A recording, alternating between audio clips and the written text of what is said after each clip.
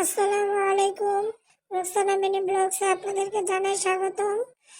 আজকে রান্নায় মুরগির মাংস দিয়ে ছোট আলু রান্না করব ঝোল ঝোল করে। তো আমি প্রথমে তেল, পেঁয়াজ, আদা রসুন বাটা, এলাচি, দারচিনি, তেজপাতা এবং লবণ দিয়ে ভালোভাবে ভেজে নিতেছি। যে এখানে আলুগুলো সিদ্ধ করে ছিলে একটু ভেঙে নিছি যাতে মশলাগুলো ঢুকে। এই মুরগির মাংস দিয়ে আলু দিয়ে ঝোল করব।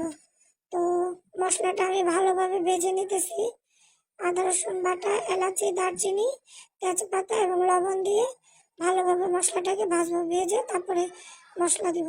এখানে আমি আগে থেকে রেডি করে রেখেছিলাম হলুদের গুঁড়া, মরিচের গুঁড়া, ধনিয়া, জিরা, এগুলো একসাথে দিয়ে ভালোভাবে কষাবো।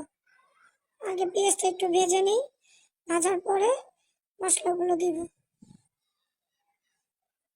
পেঁয়াজ ভাজা হয়ে গেছে, এখন মশলাগুলো দিয়ে দিতেছি। মশলাগুলো দিয়ে ভালোভাবে নেড়ে চেড়ে কষাবো, একটু ভেজে নিব। ভালোভাবে নেড়ে মিশিয়ে পানি দিয়ে দেব। পানি দিয়ে ভালোভাবে কষিয়ে নিব।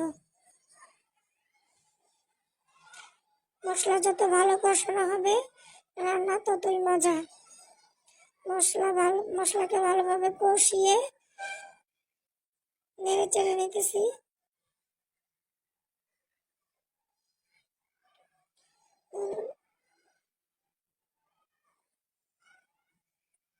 এই তো মশলা কষানো শেষ।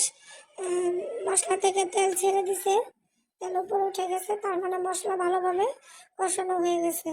এখন মুরগিগুলো দিয়ে দিব।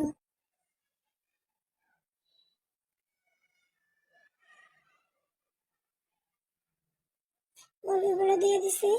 এখন মুরগিগুলো দিয়ে ভালোভাবে নেড়ে চেড়ে ভালোভাবে কষিয়ে নিব।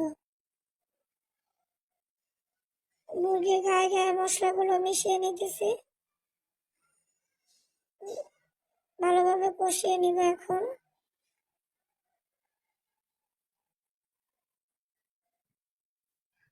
কিছুক্ষণ কষাবো। এভাবে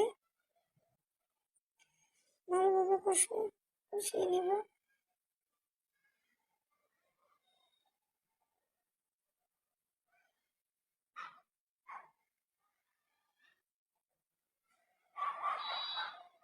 ভালোভাবে কষানো শেষ। এখন আলু দিব। আলু দিয়ে আরো কিছুক্ষণ ভালোভাবে কষাবো যাতে আলুর ভিতরে মশলাগুলো ঢোকে। আলু দিয়ে আরো কিছুক্ষণ কষাবো ভালোভাবে।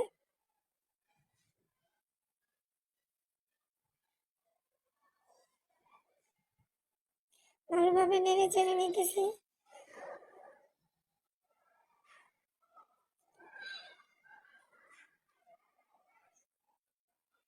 আলু দিয়ে ভালোভাবে কষিয়ে নিতেছি। আমি এখানে এক্সট্রা পানি অ্যাড করি নাই। মুরগির যে পানিটা উঠছে ওইটা দিয়েই আমি মুরগি এবং আলু ভালোভাবে কষিয়ে নিতেছি।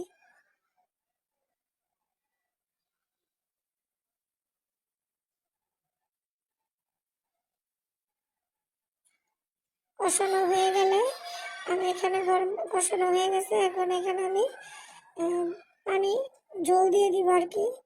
পানি দিব। পানি গরম করে রাখছি, আগেই পানিটা গরম করে রাখছিলাম। এখন পানি দিয়ে দিতেছি। দিয়ে ভালোভাবে বলক ওঠা পর্যন্ত অপেক্ষা করব। ভালোভাবে নেড়ে চেড়ে দিতেছি।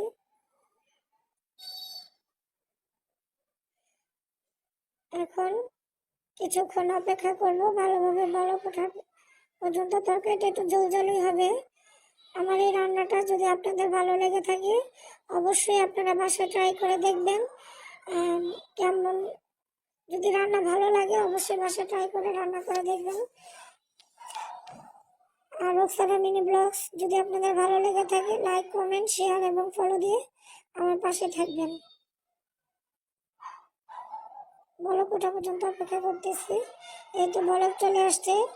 আর কিছুক্ষণ ফোটাবো, আর কিছুক্ষণ অপেক্ষা করব। 4-5 মিনিট। 4-5 মিনিট পরে নামিয়ে ফেলবো। অবশ্যই আপনারা বাসা ট্রাই করে দেখবেন। রান্নাটা ভালোই লাগে, খারাপ না। আলু দিয়ে মুরগি দিয়ে একটু ঝোল ঝোল করে রান্না করলে খুবই ভালো লাগে। তরকারিটা খুব মজা হয়েছিল।